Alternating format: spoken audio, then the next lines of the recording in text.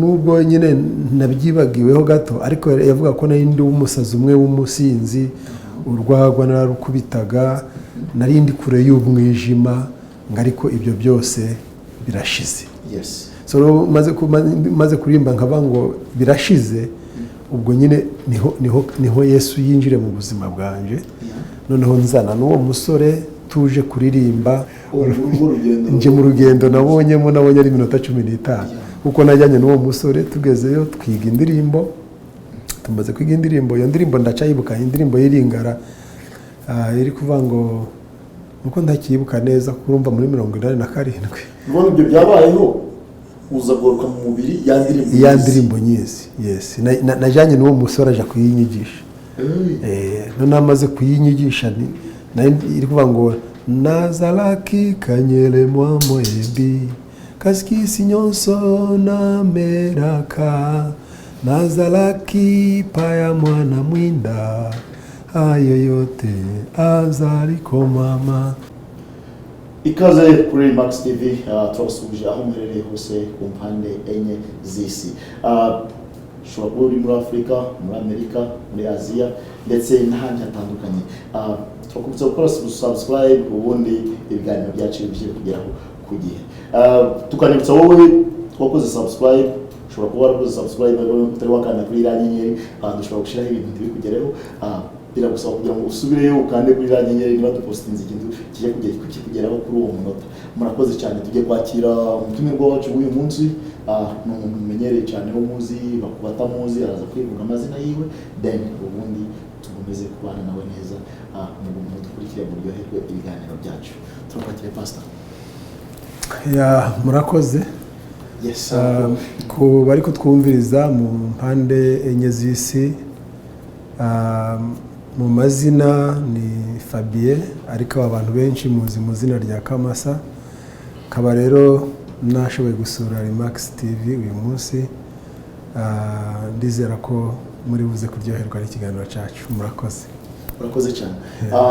Murabyumva rero yamaze kuvuga amazina yiwe mbere kugira tugomezemo iyo turi n'abakozi b'Imana bagomba ko manza batubangura ibiganza ubundi tukagomezamo kugenda tiyorwa n'umwuka wera.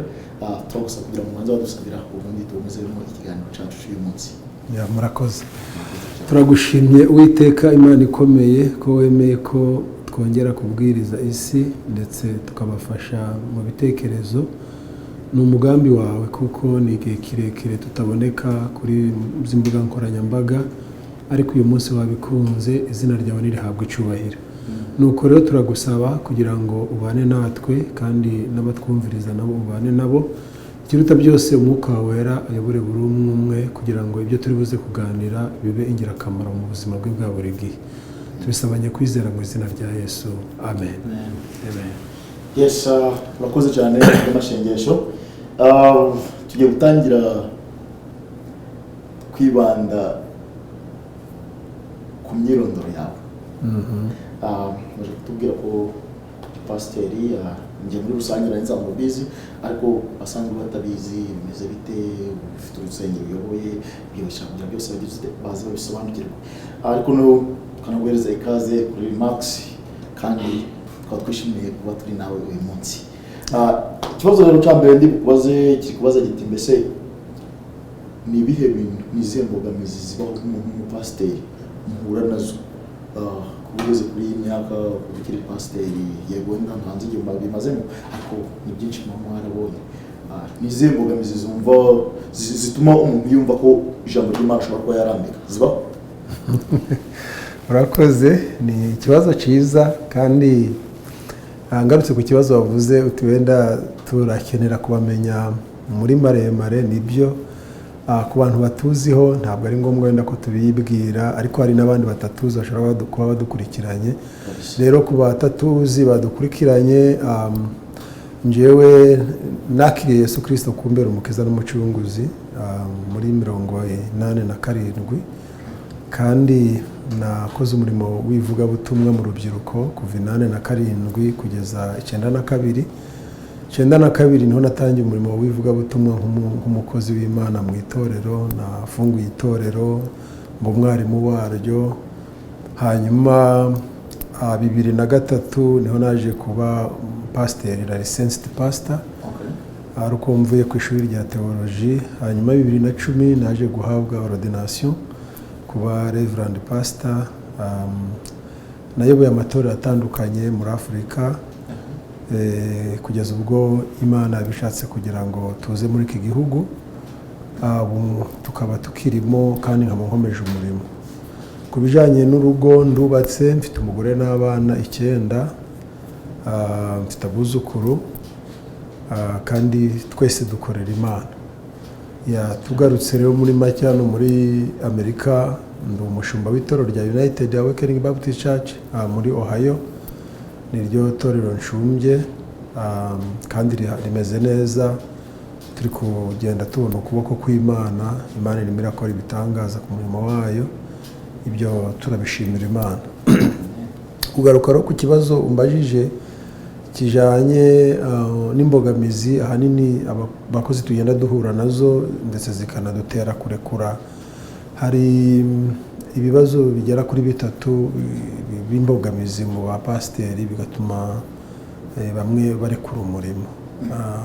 Imbogamizi ya mbere ni ibijyanye no kubura, sinzi ndacita lack of relationship mu Cyongereza. Ni ukuvuga ngo iyo hatariho ubumwe hagati ya pasiteri n'abo bakorana, so bimutera kunanirwa umurimo, so rimwe na rimwe akicara. So iyo ni imbogamizi imwe yagiye ifata abapasiteri benshi. Then ikindi kintu cya kabiri gishobora gutuma abapasiteri bicara ni ikijanye n'ibyaha. Iyo pasiteri akoze icyaha bakamusaba kwihana akabinanirwa, akanga kubikora, kuko abapasiteri benshi bakura bazi ko ari abatagatifu, ko nta cyaha bakora. So rero iyo aguye mu cyaha ukaramuka ukimweretse ko agomba kwihana, yumva ko ari ikibazo kwihana, ahubwo agahitamo kumva ko yareka umurimo akagwa muri ubwo buryo. So ingingo ya 3 ni ijanye n'umuryango.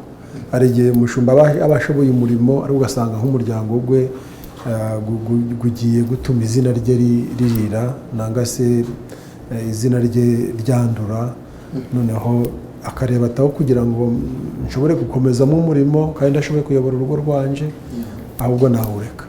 So ibyo bintu 3 rero muri experience yo nabonye mu murimo ni bimwe mu bituma abakozi b'Imana bareka umurimo. Murakoze cyane.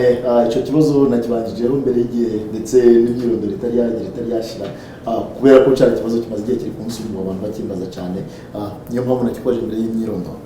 Icya kabiri uranyihanganira, nta kibazo byinshi cyane bitewe n'abantu muri rusange.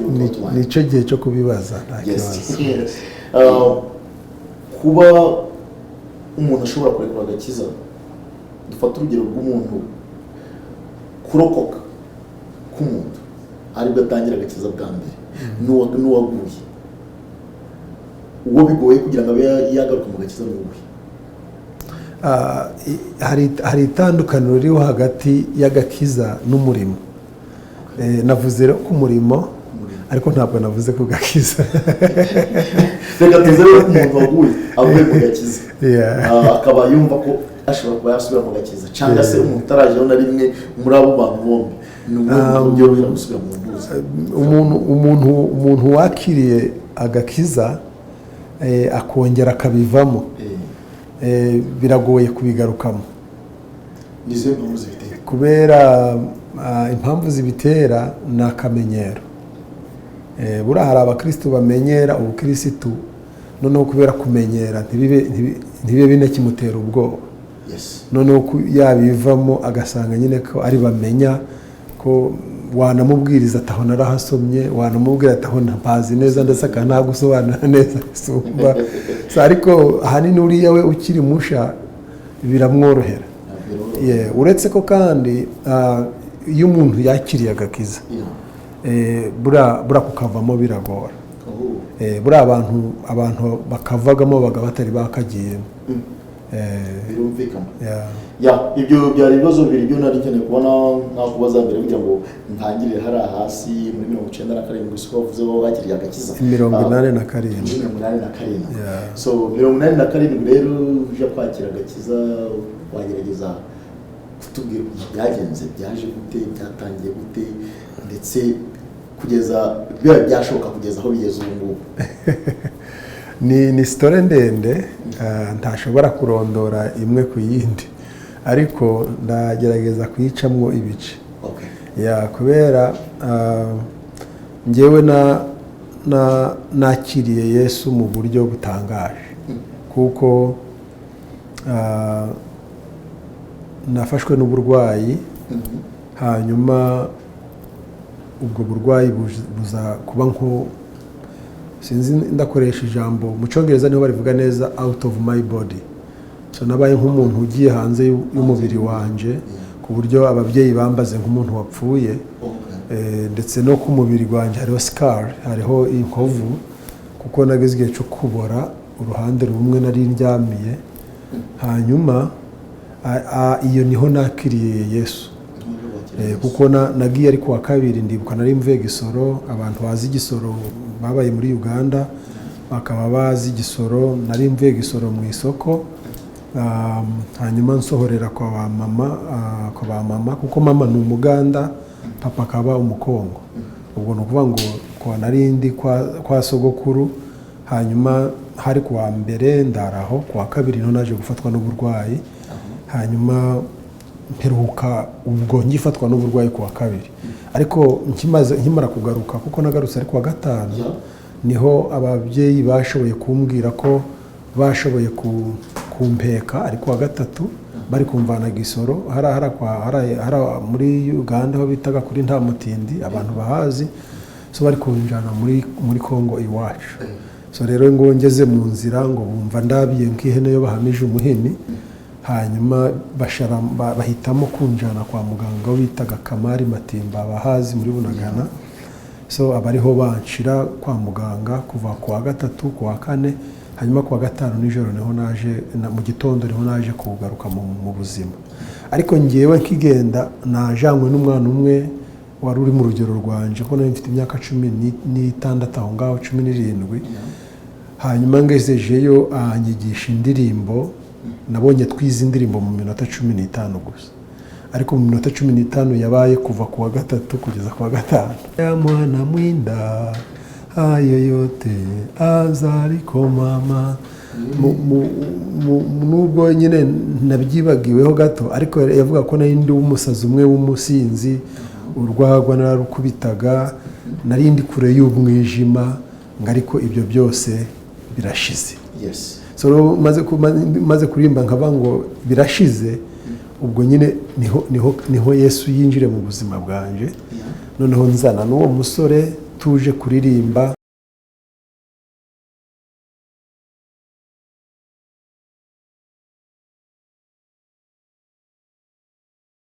So nabonye nje n'uwo musore tuza ku rusengero rw'aho bitaga Imabungo Ikiwanja. So mfiteho shangazi wanje so nanga masenge noneho uwo musore yaranzanye ngo iyo ndirimbo tuje kwiririmba mu rugo rusengero rw'Imabungo kuri Sebs. So rero tugeze aho ngaho tugeze ku muryango ambwira ko ninjiramo mbere nanje ndamubwira ngo ntondinjiramo mbere ahubwo we hinjira kubera ni we uhazi. So dusiganye aransunika. So ansunitse mu rusengero ansunikira mu rusengero aho ngeze mu rusengero kumbe niho nari ndi kugaruka mu mubiri gwanje none nkubita amaboko nyine kuko nari ndi ku gitanda. So numva rero ababyeyi bari kurira na mukuru wanje wari ndwajije nuko atakiriho witwa Nkuru Ziragenda. So nuko numvishe bari kurira ngira ubwo ndavuga ko narinje kuririmba bimeze bite kandi abantu bakaba bari kurira. So ubwo numva mama ari kumbwira ngo basi nguzasohora amahoro ngiki numva ngize ubwo ndahaguruka ndicara ku gahato nice gahato ubwo nabo batangira kumbaza ngo barampamagara. Icyo gihe nitwaga Zahirwa, niryo izina ryari rizwi muri quartier kubera navutse bari guhindura Kongo kuba Zaire. So abantu bose bavutse bari guhindura Kongo bari kugira Zaire bitwaga ba Zahirwa na ba Zahirwaze. So icyo gihe banyitaga Zahirwa, barambaza Zahirwa uri kumva? Nafanje kumva kunje numvaga ntaco nabaye nuko none barambaza nimba uri kumva hano ho turi ni ndababwira nti turi ikiwanja kwa Senge, ariko wibuke ko twari turi kwa Kamari Matimba Ibunagana ku bitaro. So rero nkimara kuva iyo ngiyo bakomeje kumpa icyo kurya ndarya, batangira kuvuga ngo kuva ndi kurya ahubwo ndi gusezera kugenda nyine, ariko bwarakenda haguruka nti nshaka kuja kwihagarika, ndagenda n'amaguru. Ariko icyantangaje nuko nagiye muri dushe koga nsanga ruhande rwose rwarabuze. So ngaje nkuraho ibinyama byaboze, hamaze igihe ndi kuhakata nyine, ariko ntinumve kubera hari harasa n'ahapfuye. So kuva ubwo rero navuyeyo naramaze guhinduka muri make.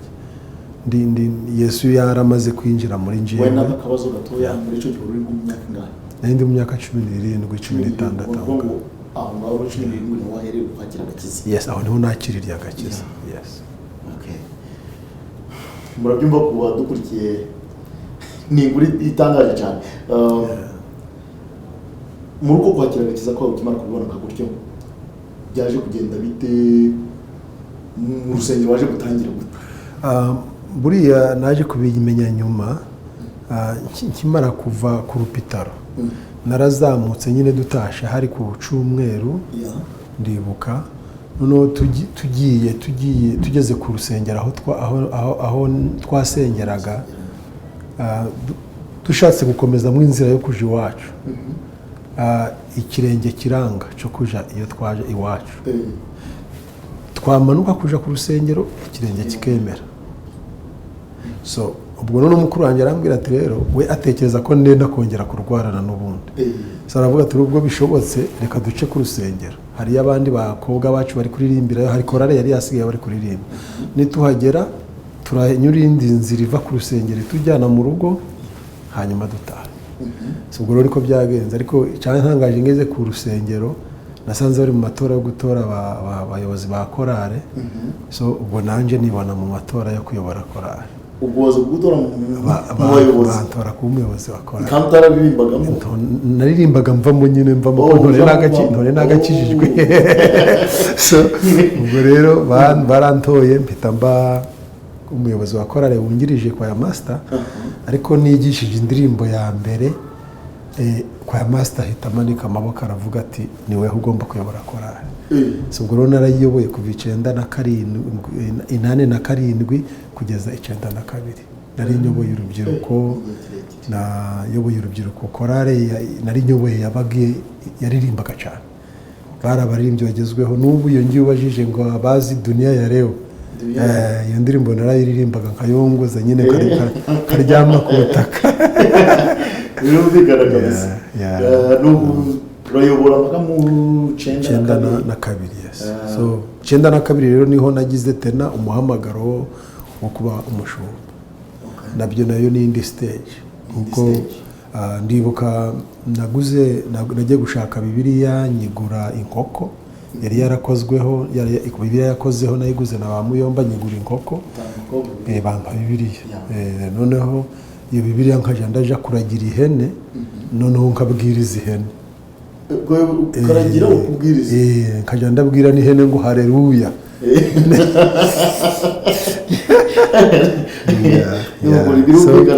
Nyuma rero icyo kibwirizo ndi kwibuka cyo nahereye kubwiriza aho cyari kiri muri Yesaya 47 bishoboka, murongo wa 10 na 47, murongo wa 13, 16, 17 gukomeza. Hariko ngo uravuga ngo uzaba umugabe kaziteka, ngo ibyo ntiwabyitayeho niki, niko ari kuvuga. So narahabwirije ihene rero numva haramfashije. Icyo kibwirizo nakibwiriza ukuragira? Noneho nsaba pasiteri wanje witwaga Bidelfred, yari mwarimu, ari munsi y'umupasiteri wundi wari uhari kigendo twe twakabonye isantre yarari munsi ya Pasiteri Ngendahimana Rukabuza ariwe revera wacu. So ubwo rero nahise mubwira ko ndi kumva ko nshaka kubwiriza. So arabinyemerera acira imbere y'abantu rero ndabwiriza. Ndibuka icyo gihe mbwirije itorero ryose barafashijwe baravuga bati muzamugarureho n'ikindi gihe. So rero itorero rimaze kubona ko noneho mbonetse ndumuvuga butumwa w'igikatsi bahise bafata umugambi wo kuja kunjana aho bita mu Rushubi gutangirayo itorero. So banjanye rero muri 1992 tangiza itorero kuva 1992 kugeza n'uyu munsi ndacyari mu murimo. Okay. Yeah. N'urugendo runini. Tubaza mu bibazo kimwe ku kindi kubera ko twaje kimwe ku kindi byagorana. Tuzabifatira umwanya wenda abazakenera kumva stage by stage bazabitubabwira tubikomeze. Ariko kubera buri kintu kuva ntangiye muri 1992 hari ibindi byinshi nahuye nabyo. Kuko hari amateka menshi cyane. Hari amateka y'umudamu ari gufatwa n'ababisha bagashaka kumwica yakiza tesi byagenze bite kugira ngo tuve muri Kongo twinjire muri Uganda se byagenze bite. Na amateka kuva muri Uganda tukaja kuvuga ubutumwa muri Kasese. Na amateka kugaruka muri Cyangwari aho twakoze henshi. Na amateka ugarutse ku buyobozi twakoze muri Born Again. Na amateka ugarutse ku buyobozi twakoze nk'aba overseer ba Western Region turi gukora na Baptist Union of Uganda. Na amateka so rero ugarutse no kuba turi hano turi abayobozi ba United Awakening Baptist Church nagani mateka kuba dukurikiye hari icyo bitaga kubishyira muri comment icyifuzo ufite niba ushaka dukomezemo adusobanurire ibikurikiye cyangwa se ukaba wanaduhamagara kuri channel yacu hari nimero yacu waduhamagara ukatugezaho icyifuzo ushaka kutugezaho ubundi byose bikagenda bibageraho ku gihe. Ubwo rero kumvisha ko n'amateka maremare ntawabisubiramo muri aka kanya ngarabirangiza. Turagusaba wenda ibintu bitatu byo wadukorera mbere kugira ngo tuze gufunga inani ya program yacu y'uyu munsi. Icya mbere ni inyunganizi ku rubyiruko ko isi itagira urubyiruko ntacu bifite. Icya mbere ni inyunganizi ku rubyiruko. Icya kabiri ni inyunganizi ku bantu muri rusange. Icya gatatu ni ku bantu babita abasuhuke cyangwa se abantu bari ahantu hatari iwabo. Kuri abo bantu inyunganizi kuri abo bantu batatu cyangwa se inama kuri abo bantu batatu kuri iyo migabane itatu then tubone kugira ute kubonezamo tunabikana ku mwanya kugira ute wo gufunga. Murakoze. Ndumva kubivuga mu mpinamagambo ntabwo birafasha benshi. Biba bisaba ngo nibura wenda nimba ari inyunganizi ku basore abantu bazivuge muri maremare, ariko muri magufi Bibiliya iri kutubwira ngo ubwiza bw'abasore ni imbaraga zabo. So twasaba abasore ari kugira ngo babe neza banabeho mu buryo bwiza nibakoreshe imbaraga zabo, kandi nimba bakoresheje imbaraga zabo bashobore kugenzura umutungo bafite mu buryo bwiza. Ndavuga ku mpande zose. Kubasuhuke naho ntabwo ari twe tubaye abasuhuke ba mbere, nta turi n'aba kabiri kandi nto tubaye abanyuma. Means that hari abatubanjirije, hari abandi basuhuke bahari, hari n'abazadukurikira ejo hazaza. So rero kubasuhuke hari urugero rwiza rw'Abisirayeli. Abisirayeli babaye abasuhuke hariya muri Egiputa, babaye imyaka 400, ariko hari ibintu byabafashije kugira ngo babeho. Ndibuka Yozefu yaguze ubutaka abugurana na bene bwo, ariko arangije arababwira ngo icyo basabye 1/2 cy'ibyo bejeje mu butaka baje bagihereza Farawo, ibindi bisigaye bibone kuba ibyabo. Hanyuma Abisirayeli 1/2 ubwo n'abana babejeje 10, 5 bakabihereza ubutegetsi, hanyuma ibindi 5 bikaba ibyabo. muri ibi 5 byabo nabyo bakuragamo kimwe bakagiha Imana nk'icya 10 bagasigarana 4. Ibi 4 baryagaho kandi bagasevingaho kugira ngo bazabone ibyo guteka n'ibyo gutera ejo hazaza ko bari abahinzi n'aborozi. So rero nicyo nafasha ku mpunzi muri iki gihugu cyo turimo, icya mbere ni uko bakubaha ubutegetsi. Niba ubaha ubutegetsi bazashobora kuriha amabiru mu gihe, bazariha amatagisi mu buryo bwiza, mbese buri kintu cyose nimba hari n'ikibazo uhuye nacyo leta ikaba iri kwishyuza ikintu ukagitanga mu buryo bwiza. So niba ubaha leta ubutegetsi bazabaho neza. Icya kabiri, niba ubaha Imana yabazanye muri iki gihugu bazabaho neza. Icya gatatu, niba sevinga bakagira izo bakoreye bagasevinga bakizigamira ejo hazaza, ntibaje mu mapate gusa no kwaya umutungo, iki gihugu bazakibamo neza. Murakoze cyane. Yes, hanyuma icya gatatu barumbye ngo cyambere cyaje kugira inama urubyiruko n'impunzi rusange, icya gatatu cyane cy'impunzi yacu. Yes, none wenda abantu muri rusange bo ndumva n'impunzi zirimo, wenda muri rusange ni uko hatabaho ironda koko, kuvuga ngo uyu ni uyu yaturutse uyu ni uyu, ahubwo twese tugasenyera ku mugozi gumwe.